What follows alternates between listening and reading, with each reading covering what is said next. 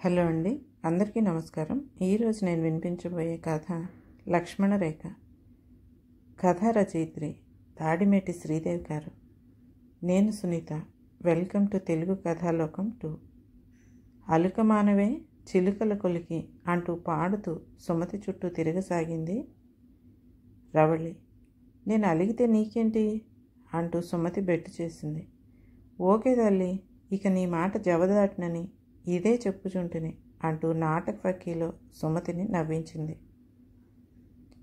ఏంటి రవళి, ఎక్కడికి బయలుదేరావు? బల్ల మీద ఉన్న పుస్తకాలు నీట్గా సర్దుతూ అడిగింది సుమతి. అడిగావు, బయటికి వెళ్ళేటప్పుడు ఎక్కడికైనా అడగొచ్చును? చిరుకోపం నటిస్తూ జుట్టును గబగబా దూకుని పోనీటైల్లో బంధిస్తూ అడిగింది రవళి. ఎగ్జామ్స్ దగ్గరికి వస్తున్నాయి కదా, ఇప్పుడు ఇంత అర్జెంటుగా ఎక్కడికి వెళ్తున్నావని అడిగాను. నా అపరాధాన్ని క్షమించు తల్లి, చేతులు జోడించింది సుమతి. అల్లరా దారికి, ఇంకా 8 అయ్యింది. 1 గంటలోపే వచ్చేస్తాను. సుధీర్ బయట డిన్నర్ చేద్దామన్నాడు అద్దంలో చూసుకుంటూ చెప్పింది రవళి. ఎందుకు ఇలా రాత్రిపూట బయట తిరగటం? ఎన్నిసార్లు చెప్పినా నీకు అర్థం కావటం లేదే. వంట కూడా అయిపోయింది. అతనికి ఫోన్ చేసి ఈరోజు రాను, ఇంకో రోజు చూద్దామని చెప్పే రాదు అంది సుమతి. రవళికి ఆ మాటలు నచ్చలేదని ఆమె మొహం స్పష్టం చేస్తుంది. విసురుగా సమాధానం చెప్పబోయి నవ్వుతూ తేల్చేసింది. అమ్మా ముసలమ్మ, ఏ యుగంలో ఉన్నావు? సిటీ లైఫ్ రాత్రే మొదలవుతుంది. అన్నం మిగిలిపోతుందని అనవసరంగా ఫీల్ అవ్వకు. రేపు టిఫిన్కి దానికి బ్రహ్మాండమైన నిమ్మకాయ పులిహోరగా మార్చేస్తాను నేను. తమరు భోజనం చేసి నా కోసం భజన చేస్తూ కూర్చోకుండా పడుకోండి. కొంచెం లేట్ అయినా కంగారు పడుకో, కొంపలు మునిగిపో అంటూ సమాధానం కోసం ఎదురు చూడకుండా గడప దాటేసింది. సుమతి రవళి ఒకే ఊరి వాళ్ళు. ఇద్దరివి మధ్యతరగతి కుటుంబాలే. ఇంజనీరింగ్లో సీట్లు సంపాదించుకుని హాస్టల్లో ఉండి మొదటి సంవత్సరం చదువుతున్నారు. ఇద్దరికి హాస్టల్లో తిండి పడక జబ్బు పడటంతో తల్లిదండ్రుల అనుమతితో చిన్న గది అద్దెకి తీసుకుని వండుకు తింటూ చదువుకుంటున్నారు. ఊరి నుంచి ఎవరొచ్చినా ఊరగాయలు ఇతర తినుబండారాలు తెచ్చి ఇవ్వటంతో బాగానే మేనేజ్ చేస్తున్నారు. ఈ మధ్యన సుమతికి హాస్టల్లోనే ఉండుంటే బాగుండేదేమో అనిపిస్తోంది. అక్కడ టైం ప్రకారం ఉండటం, వార్డెన్ భయం ఉండేవి. విడిగా గది తీసుకున్న తర్వాత రవళిలో చాలా మార్పు వచ్చింది. క్లాస్మేట్ సుధీర్తో బయటకు తిరగటాలు పెరిగాయి. సుమతి హెచ్చరించిన లెక్క చేసే దశలో లేదు. చేసేది లేక భోజనం చేసి చదువుకోసాగింది సుమతి. 10:30 దాటినా రవళి రాకపోవటంతో సుమతికి కంగారు మొదలైంది. సెల్ చేతిలోకి తీసుకుంది. ఇంతలో తలుపు చప్పుడు, సుమతి అన్న పిలుపు వినపడింది. ఏంటిది రవళి, ఇంత లేటుగా నా ఇంటికి రావటం? మనకి ఇలాంటి అలవాట్లు ఉన్నాయా అసలు? ఎందుకు ఇలా చేస్తున్నావు? కొంచెం గట్టిగానే అడిగింది సుమతి. నువ్వు ఇప్పుడు నీతి పాఠాలు మొదలు పెట్టుకో, నాకు నిద్ర వస్తోందంటూ రవళి వాష్రూమ్లోకి వెళ్ళిపోయింది. వచ్చాక ఏమీ మాట్లాడటానికి అవకాశం ఇవ్వకుండా దుప్పటి ముసుగు పెట్టేసింది. సుమతి ఏం చేయాలో తోచక అలాగే ఉండిపోయింది. తర్వాత నెమ్మదిగా నడిచొచ్చి మంచం మీద నడుము వాల్చింది తను కూడా. మర్నాడు సుమతి ఏమీ మాట్లాడకుండా తన పనులు తాను చూసుకోసాగింది. సుమతి అలా ఉండటం రవళికి అస్సలు నచ్చలేదు. సుమతి మాట్లాడకపోతే రవళి తట్టుకోలేదు. చిన్నతనం నుంచి ఉన్న ఫ్రెండ్షిప్ వల్ల సుమతి అంటే ప్రాణం. కానీ సుధీర్ విషయంలో స్నేహితురాలు చెప్పే శుద్ధులు ఆమె చెవికి ఎక్కటం లేదు. ఆ రోజు రవళి వాళ్ళ నాన్నగారు వచ్చారు. పనుండొచ్చానమ్మా, రవళి ఇంకా రాలేదు. కిందటి వారం వచ్చినప్పుడు కూడా దాన్ని కలవటం కుదరలేదు బాధగా అన్నాడు సదాశివం. దాని బ్యాచ్ వాళ్ళకి ప్రాక్టికల్స్ పెట్టినట్టున్నారు బాబాయ్, అక్కడికి వెళ్ళటానికి ఉండదు. మీరు వచ్చి వెళ్ళారని నేను చెప్తానులేండి అంది సుమతి. ఆయన తను తెచ్చిన కూరగాయలు తినుబండారాలు సుమతి చేతిలో పెట్టి వెళ్ళిపోయారు. మధ్య మధ్యలో రవళి సుధీర్తో కలిసి బయటికి వెళ్తూనే ఉండటం, సుమతి హెచ్చరించడం జరుగుతూనే ఉన్నాయి. రవళి, మనం ఆడపిల్లలం, ఒక గీత గీసుకుని ఉండటం అలవాటు చేసుకోవాలి. ఎటుపోయి ఎటొచ్చినా మనకే నష్టం.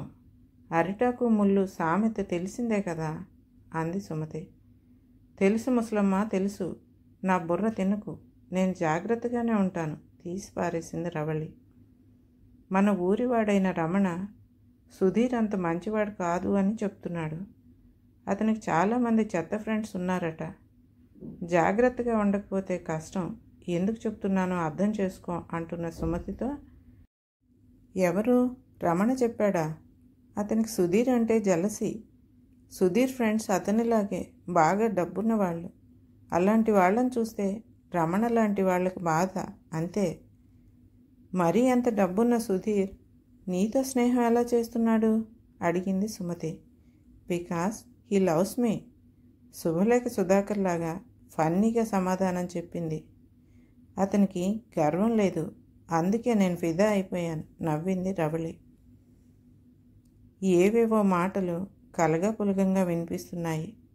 మగతగా అనిపిస్తూ రవళికి మెలకువ రావటం లేదు. కాసేపటికి కళ్ళు విడిపడటం లేదు, కానీ మాటలు అర్థం కాసాగాయి. అనంతగిరి చూసొద్దామని సుధీర్ తను కారులో బయలుదేరటం గుర్తొస్తోంది. అక్కడ నేచర్ చాలా బ్యూటిఫుల్గా ఉంటుంది. అలాంటి చోట ఈ బ్యూటీతో కలిసి గడపాలనుంది అన్న సుధీర్ మాటలకు రవళి ముగ్గులు ఎర్రబడ్డాయి. కొన్ని ఫోటోలు తీసుకుని వెంటనే వచ్చేద్దామంటేనే షరతు పెట్టింది రవళి. అలాగే, ఆ ముసలమ్మ అదే నీ ఫ్రెండ్తో కలిసుండి నువ్వు కూడా అలాగే తయారైపోయేలా ఉన్నావు అన్నాడు సుధీర్. ప్రొద్దున్నే బయలుదేరారు. బాగా ఎండగా ఉందని కారు దిగెళ్ళి కూల్ డ్రింక్ తెచ్చాడు సుధీర్. అది తాగాక మత్తుగా అనిపించింది. తలంటి పోసుకుని ఉన్నావు కదా, పైగా చల్లటి గాలి. నేను ఎలాగో నిద్రపోలేను, కానీ నీకేంటి, హాయిగా నా ఒళ్ళో తల పెట్టుకుని పడుకో అని సుధీర్ అనటం, తను అలాగే అని నిశ్చింతగా పడుకోవటం ఒకదాని వెంట ఒకటి గుర్తుకొచ్చాయి. పిల్ల మాత్రం సూపర్ రా ఎవరో అంటున్నారు. జాంపండులాగా నోరు ఇరుస్తోంది ఇంకో గొంతు. గట్టిగా మాట్లాడకుండా మెలకు వస్తే కష్టం. ఇంకాస్త ఎక్కువ కలపలేకపోయావా? వెనక నుంచి వెకిలి నవ్వు ఒకటి వినపడింది. ఇంకా కలిపితే ఆ టైంలో కూడా నిద్రపోతే మజా ఏముందిరా ఇంకొకడు అంటున్నాడు. వీళ్ళెవరు? కారులోకి ఎప్పుడు ఎక్కారు? సుధీర్ కూడా వాళ్ళతో బాగానే మాట్లాడుతూ ఉండటం, వాళ్ళ వెకిలి మాటలు అన్నీ కలిపి రవళికి విషయం తేటతెల్లం అవుతూ వెన్నులోంచి వణుకు పుట్టుకొచ్చింది. పూర్తిగా తెలుస్తూనే ఉన్నా అలాగే పడుకుని ఉండిపోయింది. ఇంకా ఎంత దూరం రా మన లవ్లీ స్పాట్ అంటున్న వాడితో, ఇంకో 50-60 కిలోమీటర్లు ఉంటుంది. ఈలోగా ఆ బ్యాగ్ తీసి చిప్స్ అవి తినండి అన్నాడు సుధీర్. ఇప్పుడు అరిచి గోల్ చేసినా ఉపయోగం ఉండదు, తెలివిగా ఆలోచించాలి. సుమతి ఎన్నిసార్లు చెప్పినా విననందుకు బాగా శాస జరిగింది నాకు అనుకుంటూ తప్పించుకునే మార్గాలు ఆలోచించింది. లేస్తోంది, మాట్లాడకండి హుష్ అంటున్న సుధీర్ మాటలు రవళికి అసహ్యం కలిగించాయి. అప్పుడే మెలకు వచ్చినట్లు లేస్తూ, నాకేంటో కడుపులో తిప్పుతోంది సుధీర్, వాంతి వచ్చేలా ఉంది, ఒక్కసారి కారు పక్కగా ఆపు అంది. ఓకే అంటూ కారును రోడ్డు పక్కకు ఆపాడు సుధీర్. డోర్ తీసి పట్టుకుని రవళిని నెమ్మదిగా దింపాడు. అక్కడ ఉన్న మైలురాయి మీద కూర్చుని కొంచెం మంచినీళ్ళు అన్నట్టు సైగ చేసింది. బాటిల్తో తెచ్చిన నీళ్లతో పుక్కిలించి మొహం కడుక్కుని వాంతి రావటం లేదంటూ లేస్తున్న ఆమెను పొదవి పట్టుకుని కారు దగ్గరికి నడిపించాడు సుధీర్. వీళ్ళెవరు సుధీర్? మనం బయలుదేరినప్పుడు లేరు కదా? కారు దగ్గరికి నడుస్తుండగా నెమ్మదిగా అడిగిన రవళి ప్రశ్నకు, వీళ్ళు నాకు తెలిసిన వాళ్ళే, బస్సు మిస్ అయ్యాము, నెక్స్ట్ స్టేజ్లో దింపమని అంటే రిక్వెస్ట్ చేస్తే అని చెప్పాడు సుధీర్. ఎన్ని కథలు చెప్తున్నావురా, ఇలాంటి కథలు చెప్పే నన్ను పడేశావు. అయినా నిన్ను అనుకుని ఏం లాభంలే, నాకు బుద్ధి ఉండాలి కదా లోపలే అనుకుంటూ తనని తాను తిట్టుకుంటూ కారు ఎక్కింది రవళి. కొంచెం స్పీడ్ తగ్గించు సుధీర్ ప్లీజ్ అంటూ సీటు వెనక్కి వాలిన రవళికేసి ఒక్కసారి చూసి సరేనంటూ కొంచెం స్పీడ్ తగ్గించాడు సుధీర్. కారు 10-15 కిలోమీటర్ల దూరం వెళ్ళేసరికి పోలీస్ వ్యాన్ కారును ఆపేసింది. ఈ అమ్మాయిని బలవంతంగా తీసుకెళ్తున్నందుకు మిమ్మల్ని అరెస్ట్ చేస్తున్నాం అన్నాడు ఇన్స్పెక్టర్. ఏంటండి, ఈ అమ్మాయి మా కజిన్, మేమందరం అనంతగిరి చూడటానికి బయలుదేరుతున్నాం. ఎవరిని పడితే వాళ్ళని అరెస్ట్ చేయటం ఏంటి అంటూ దబాయించాడు సుధీర్. అతనికి వంత పాడారు మిగిలిన ముగ్గురు ఫ్రెండ్స్. ఆహా, అలాగా, ఆ అమ్మాయినే అడుగుదాం ఉండండి అంటూ రవళి కేసు చూశాడు ఇన్స్పెక్టర్. ఏమాత్రం భయపడకుండా చెప్పు తల్లి, నువ్వు నీ ఇష్ట ప్రకారం వీళ్ళతో వెళ్తున్నావా? కాదంటే నిన్ను మీ ఇంటి దగ్గర దిగబెట్టి మేము వీళ్ళని పని పడతాం అన్నారు ఆయన. నేను రావటం నా ఇష్ట ప్రకారమే వచ్చినా ఇతను నన్ను మోసం చేయాలని చూశాడు సార్. ప్రేమిస్తున్నానని చెప్తే నమ్మి సైట్ సీయింగ్ అన్నాడని వచ్చాను.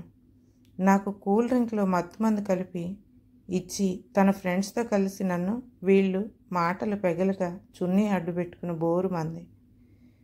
మీరు చదివిన చదువులు మీకు లోకజ్ఞానం ఇవ్వటం లేదు, ఆడపిల్లల్ని అక్కా చెల్లెళ్ళలా చూడాలనే సంస్కారాన్ని నేర్పటం లేదు అంటూ నిట్టూర్చాడు ఆయన. ఇదిగో 302, నువ్వు ఈ అమ్మాయిని జాగ్రత్తగా ఇంటికి చేర్చు. నేను వీళ్ళని కృష్ణ జన్మస్థానానికి తీసుకెళ్తాను. నువ్వు వీళ్ళ కారు తీసుకుని రావయ్యా అంటూ ఇంకో కానిస్టేబుల్కి అప్పచెప్పాడు ఆయన. అసలే రవళి రాలేదని కంగారు పడుతున్న సుమతి పోలీస్ కానిస్టేబుల్తో వచ్చిన రవళని చూసి మరింత భయపడింది. ఏమైందే, అలా ఉన్నాయేంటి అంటూ ప్రశ్నలు గుప్పించసాగింది. కానిస్టేబుల్ జరిగింది చెప్పి వెళ్ళిపోయాడు. సుమతి రవళిని కౌగిలించుకుని, ఎంత గండం తప్పిందే బాబు, నేను మొత్తుకుంటుంటే విన్నావు అంటూ కంటతడి పెట్టుకుంది. సుమతి మెడ చుట్టూ చేతులు వేసిన రవళి, ఇంకెప్పుడు నువ్వు చెప్పిన దాన్ని కాదనను అంటూ వెక్కిళ్ళు పెడుతూ ఏడవటం మొదలెట్టింది. ఊరుకో అంటూ వెన్ను నిమురుతూ, ఇంతకీ పోలీసులు ఆ టైంకి ఎలా వచ్చారో ఆశ్చర్యంగా అంది సుమతి. నీ దయ వల్లే అంది రవళిని వింతగా చూస్తూ. నా వల్ల అంటూ తెల్లబోయి కళ్ళు పెద్దవి చేసింది సుమతి. అవును, నువ్వు నా ఫోన్లో దిశ యాప్ డౌన్లోడ్ చేసి డిలీట్ చేస్తే ఒట్టు అన్నావు గుర్తుందా? అదే నన్ను కాపాడింది. నేను వాంతి వస్తుందని అబద్ధం చెప్పి కారు పక్కగా ఆపించాను. సుధీర్ని మంచినీళ్ళ బాటిల్ తెమ్మని అతను వచ్చేలోగా చున్నీ చాటును పెట్టుకున్న సెల్లో దిశ యాప్ ఆపరేట్ చేశాను. నేను ఎక్కడి నుంచి యాప్ ఆపరేట్ చేశానో వెంటనే తెలిసి త్వరగానే పోలీసులు వచ్చేశారు.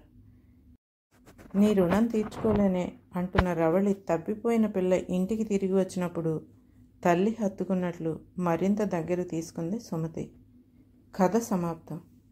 ఈ కథ కనుక మీకు నచ్చినట్లయితే లైక్ చేయండి, షేర్ చేయండి, మరియు సబ్స్క్రైబ్ కూడా చేయండి.